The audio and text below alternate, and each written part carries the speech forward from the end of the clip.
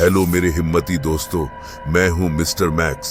अगर आप हमारे चैनल पर नए हैं तो सब्सक्राइब करना न भूलें। हम हर दिन आपके लिए हॉरर वीडियो लाते हैं। अगर आपको हॉरर स्टोरी पसंद है तो ये चैनल आपके लिए परफेक्ट है।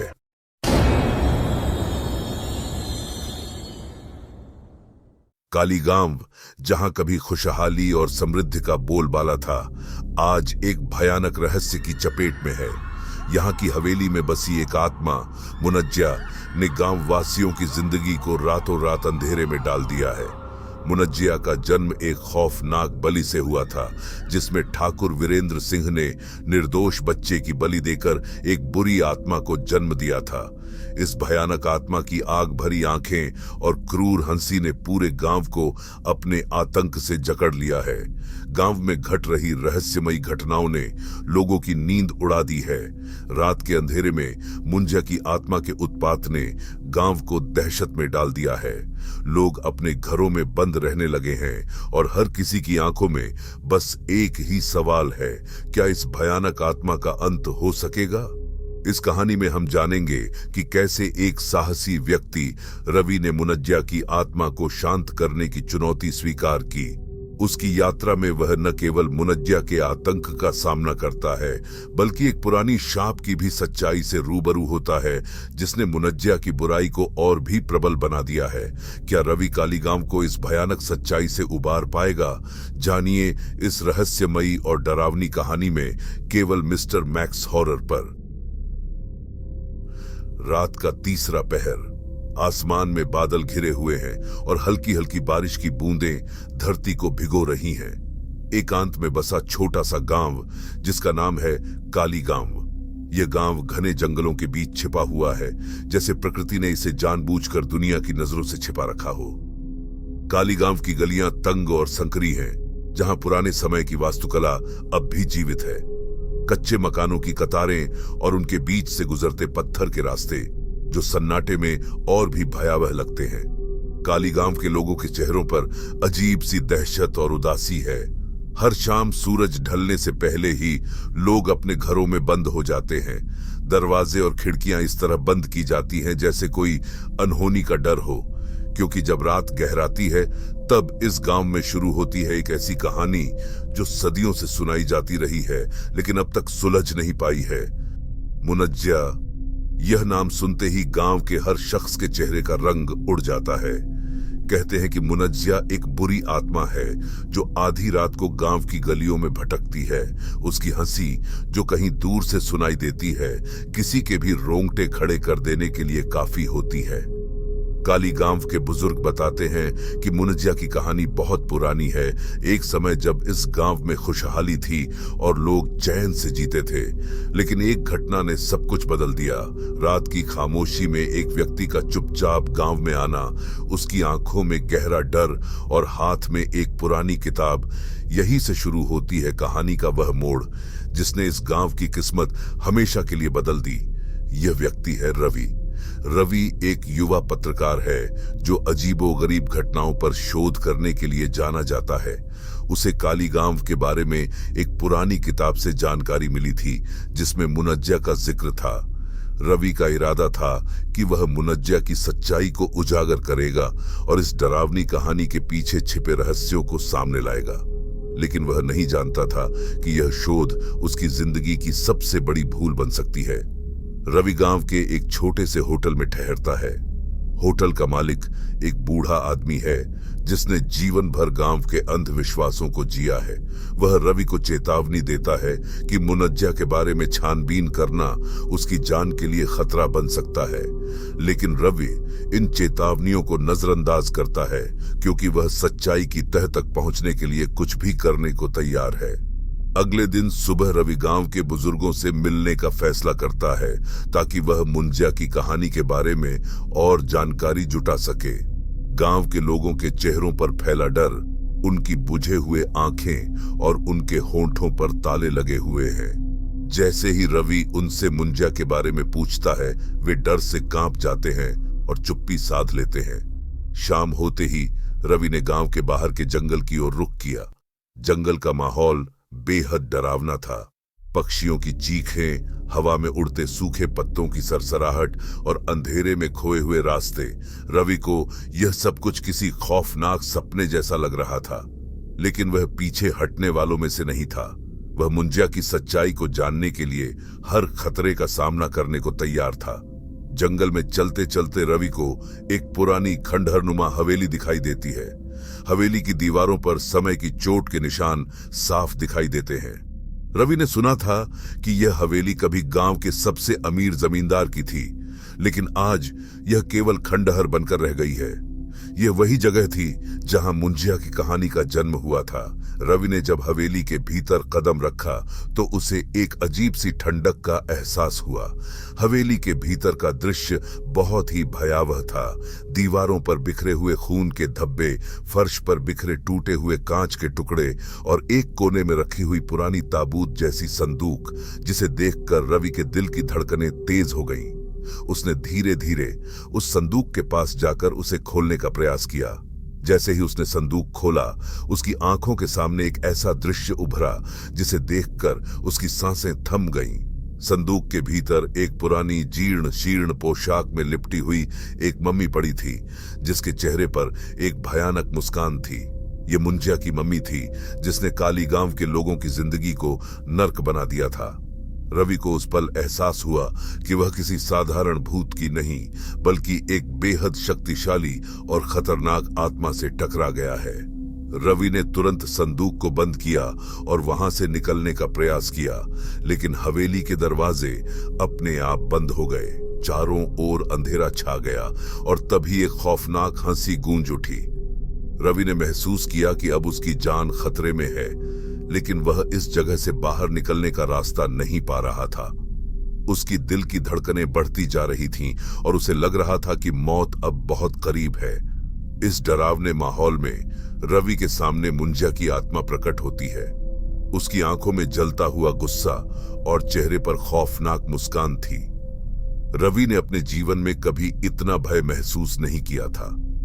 मुंजिया की आत्मा ने उससे कुछ कहा, लेकिन वह शब्द उसके कानों में गूंजते हुए भी समझ नहीं आए। रवि को लग रहा था जैसे वह किसी भयानक सपने में फंस गया है, जिससे बाहर निकलने का कोई रास्ता नहीं। क्या रवि इस खौफनाक मुंजिया के चुंगल से बाहर निकल पाएगा? क्या वह काली गांव के रहस्यों को सुलझाने में सफल हो पाएगा, या फिर यह गांव हमेशा के लिए इस बुरी आत्मा के आतंक में जीने के लिए मजबूर रहेगा? काली गांव की धरती पर ऐसा क्या हुआ था जिसने मुनज्जा को जन्म दिया? इस सवाल का जवाब जानने के लिए हमें उस समय में जाना होगा जब काली गांव केवल एक साधारण गांव था, संपन्न, खुशहाल और लोगों के चेहरों पर मुस्कान थी। गांव के बीचों बीच खड़ी थी एक विशाल हवेली, जिसका मालिक था ठाकुर वीरेंद्र सिंह। ठाकुर वीरेंद्र सिंह अपने समय का सबसे प्रतिष्ठित और धनी व्यक्ति था।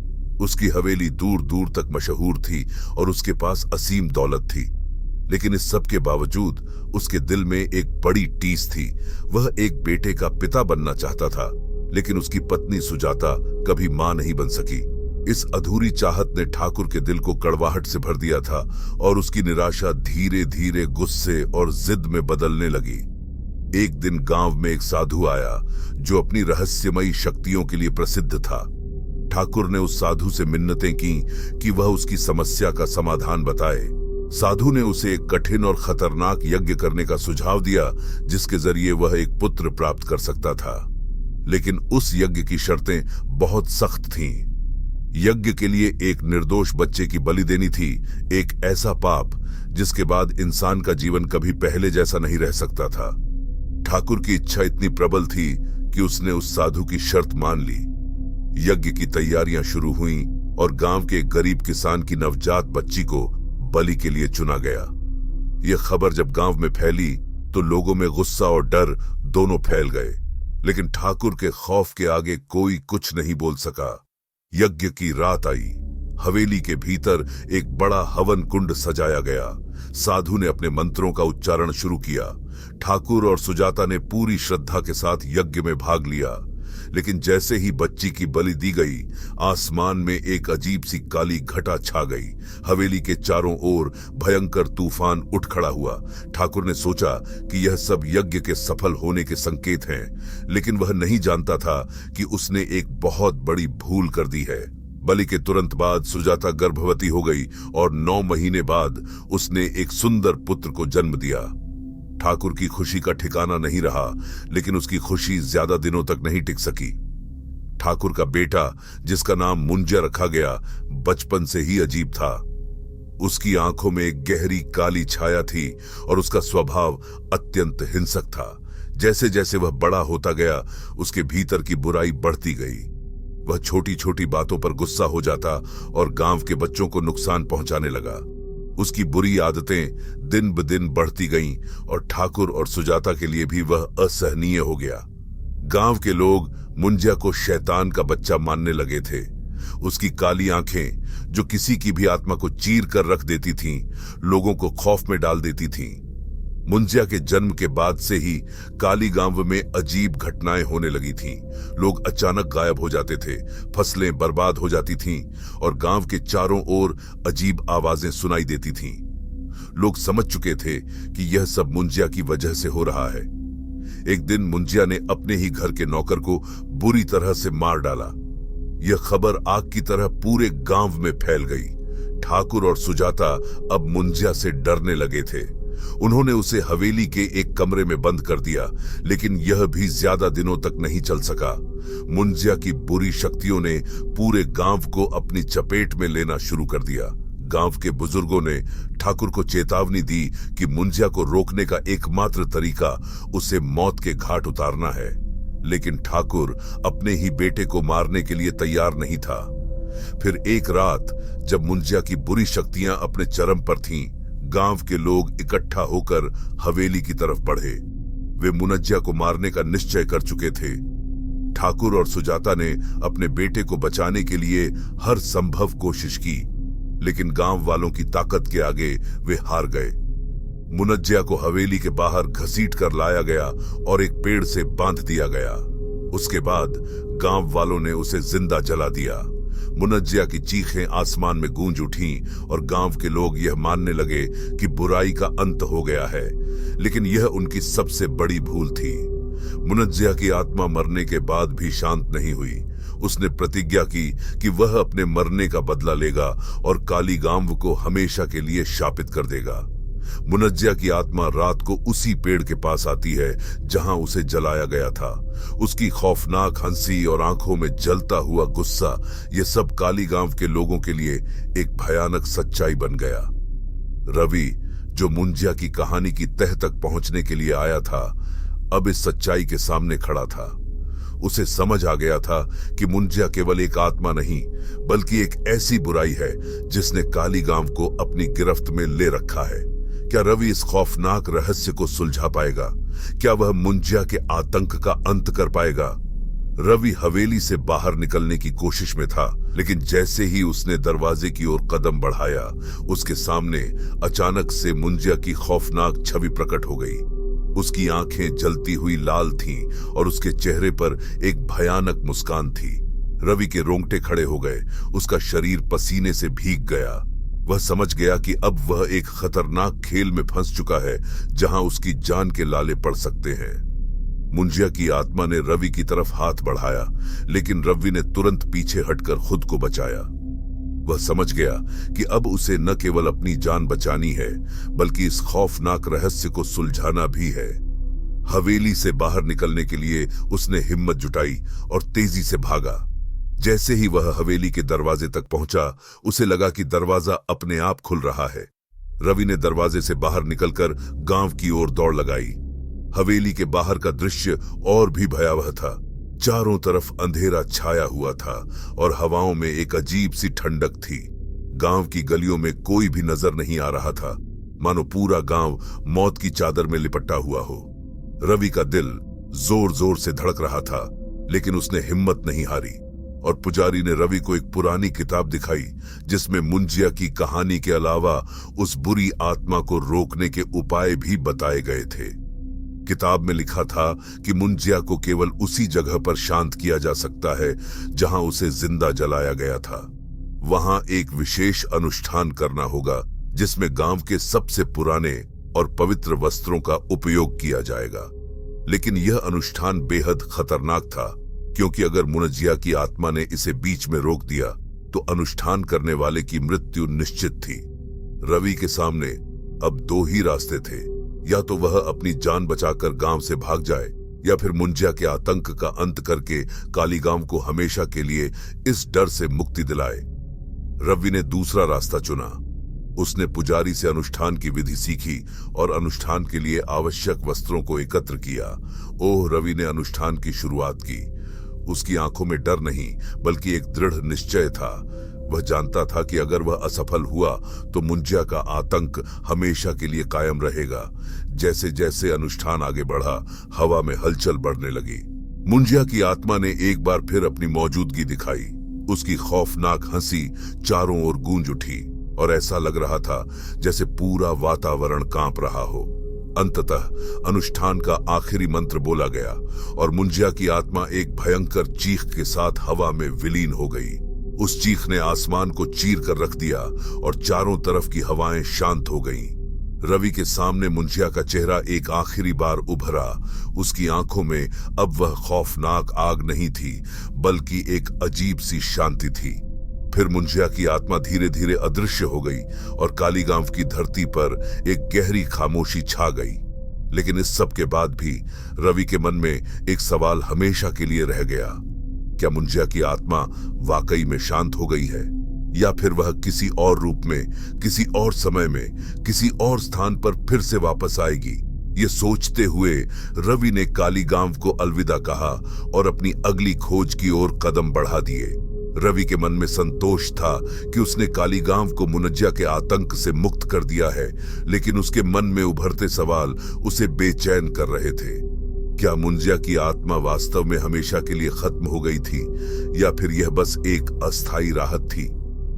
रवि ने अपने सवालों के जवाब खोजने के लिए कालीगांव के पुराने दस्तावेजों और कहानियों की जांच पड़ताल शुरू की। उसने गांव के सबसे पुराने और अनुभवी बुजुर्गों से बात की। धीरे धीरे उसे एहसास हुआ कि कालीगांव के अतीत में ऐसे कई राज दफन हैं जिन्हें जानकर उसकी रूह कांप उठी। गांव में रहने वाले बुजुर्गों ने रवि को बताया कि मुंजिया की कहानी केवल एक आत्मा की नहीं बल्कि सदियों पुराने एक शाप की थी। सदियों पहले जब कालीगांव एक समृद्ध और खुशहाल गांव था, तब यहाँ के लोगों ने एक बड़ी भूल की थी।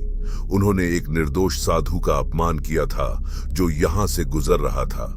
उस साधु ने गांव को शाप दिया कि यहाँ के लोग सदैव एक भयंकर आत्मा के आतंक में झेंगे जो उनकी ही गलती का परिणाम होगा।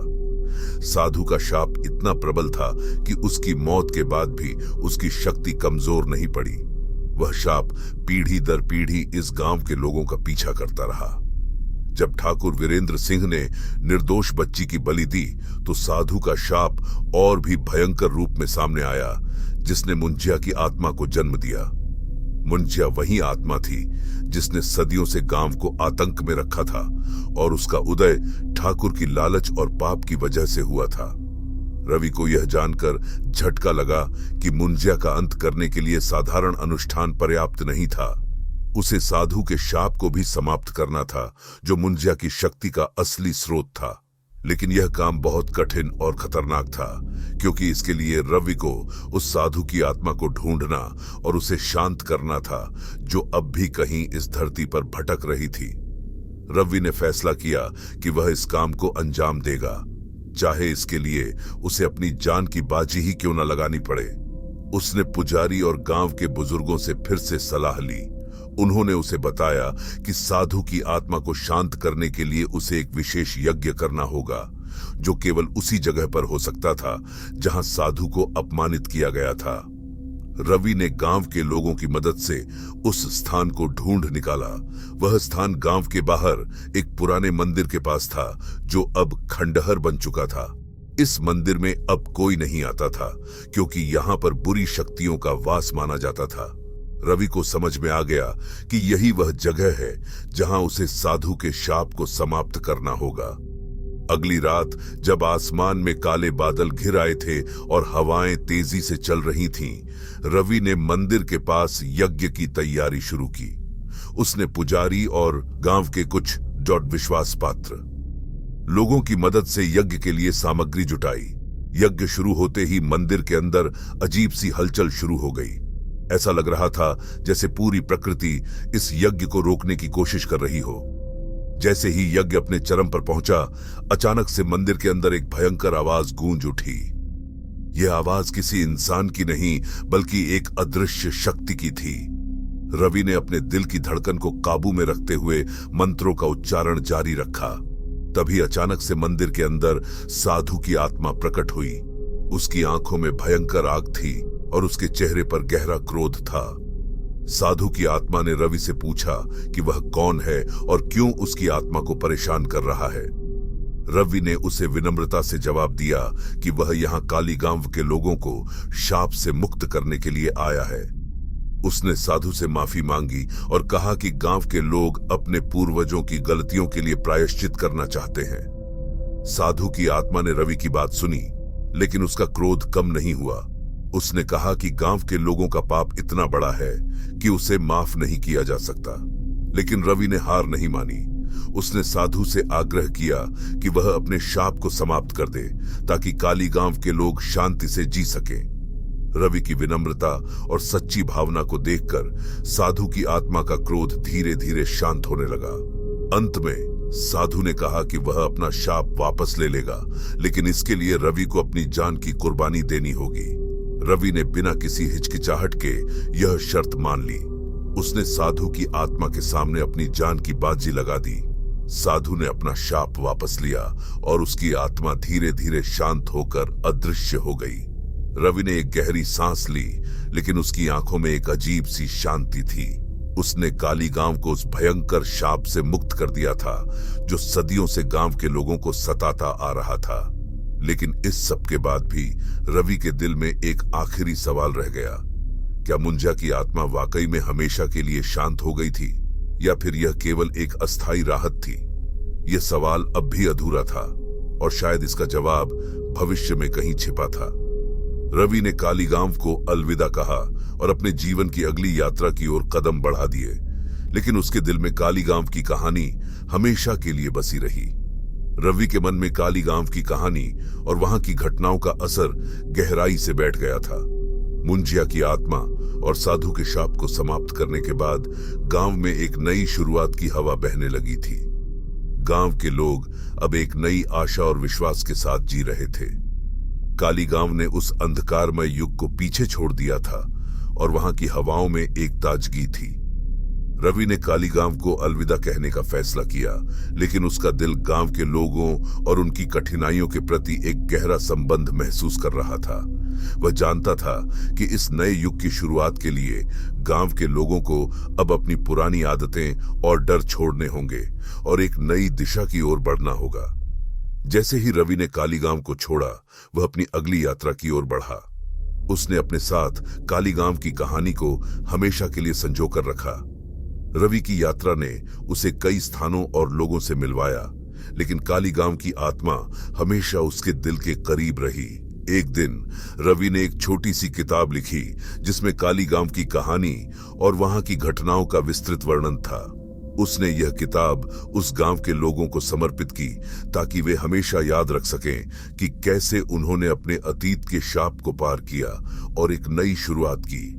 इस किताब ने न केवल काली गांव के इतिहास को जीवित रखा, बल्कि यह भी साबित किया कि एकजुटता और हिम्मत से बड़ी मुश्किल को पार किया जा सकता है। कहानी के अंत में रवि ने महसूस किया कि उसकी यात्रा केवल भूतिया कहानियों तक सीमित नहीं है। यह एक यात्रा थी आत्मा की, जो सच्चाई की खोज में निकली थी और अपने भीतर की डर को पार कर गई थी। रवि ने समझा कि भूतिया कहानियों की दुनिया में सबसे महत्वपूर्ण चीज यही है: आत्मविश्वास, धैर्य और सच्ची भावना। काली गांव की कहानी ने रवि को यह सिखाया कि अंधकार के बाद हमेशा एक नई सुबह होती है और हर चुनौती के बाद एक नई शुरुआत की संभावना होती है। गांव ने अब एक नई सुबह देखी और रवि ने अपनी अगली यात्रा की ओर कदम बढ़ाया। एक नई उम्मीद और ताकत के साथ।